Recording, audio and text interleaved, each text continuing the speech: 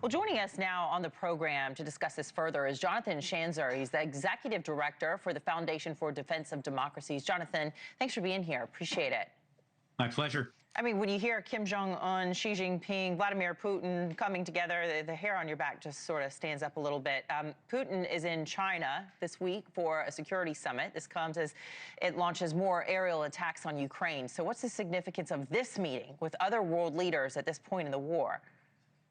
Look, I see Putin as doubling down. I see Xi Jinping taking advantage of some of the divisions that have been sowed perhaps inadvertently by the tariffs that we've imposed. You see right now the Indians getting drawn into these discussions. Of course, you've got Kim Jong-un there. This is a rogues gallery here, and they're clearly trying to make a statement that, these are rising powers, that they're going to challenge the United States. This is giving Putin the sense that he can continue to operate with impunity as it relates to Ukraine. I think you are getting a sense that Xi Jinping is increasingly leaning toward perhaps an invasion of Taiwan. So all of this is, I think, not a good sign, to put it mildly, amidst some of these efforts to try to curb conflict around the world. Yeah, and they're rolling out the red carpet for him, just like the red carpet was rolled out for him at the Alaska summit. Let's talk about President Trump's comments that a meeting between Zelenskyy and Putin is, quote, unlikely. So we know Zelenskyy has said he's willing to meet with Putin, but if Russia isn't going to, how's the deal ever going to get done?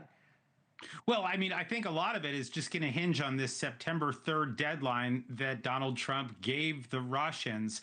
You got to remember that Trump gave the Iranians a similar deadline. And when they didn't come through, then we began to see the United States take action, gave a green light to the Israelis to start their operations inside Iran. And then, of course, that was capped off with those B-2 bomber attacks that really sent the Iranians reeling. And I think they're still trying to recover. Look, I'm not saying that you will see the same kind of close coordination between Zelenskyy and Trump the way that Netanyahu and Trump had worked together. But you do get a sense that this is a president that likes to back up his words with deed. And I would not be surprised to see something dramatic happen after the 3rd if nothing good comes over the next couple of days. Are you talking increased sanctions to try to, strangle their fossil fuel market, or are you talking something bigger than that?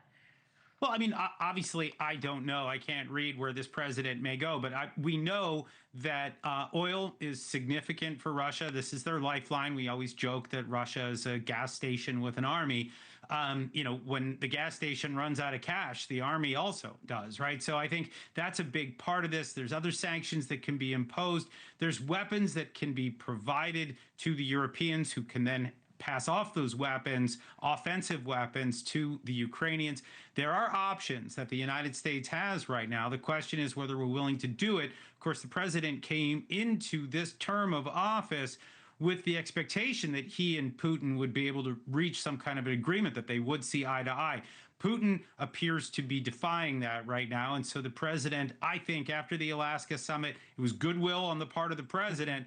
He now has some big decisions to make. Yeah, and President Trump doesn't want to look silly after all that, and he gave him a 2-week deadline, and it's right on the horizon. If we can, we'll pivot to the Israel-Hamas war, and Israel's defense minister now saying that it has killed a Hamas spokesperson in an airstrike in Gaza. Now, the world is growing impatient, as we know, for their cause, as the humanitarian crisis is growing there in Gaza. So does this successful attack there, does it give Israel any momentum?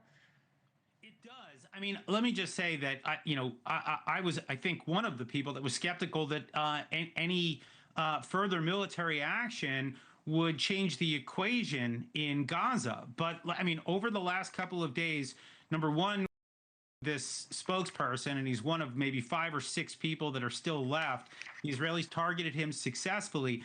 But the other thing that I think is really noteworthy is that they recovered the bodies of 2 hostages. Yes. This would suggest to me that the Israelis actually still have some gains that they can make inside Gaza with some of these operations. Now, I'm not going to tell you that a full assault on Gaza City is going to change everything for the Israelis, but I do think that we've seen some positive signs of what can be done with the right kind of surgical pressure that the Israelis are applying.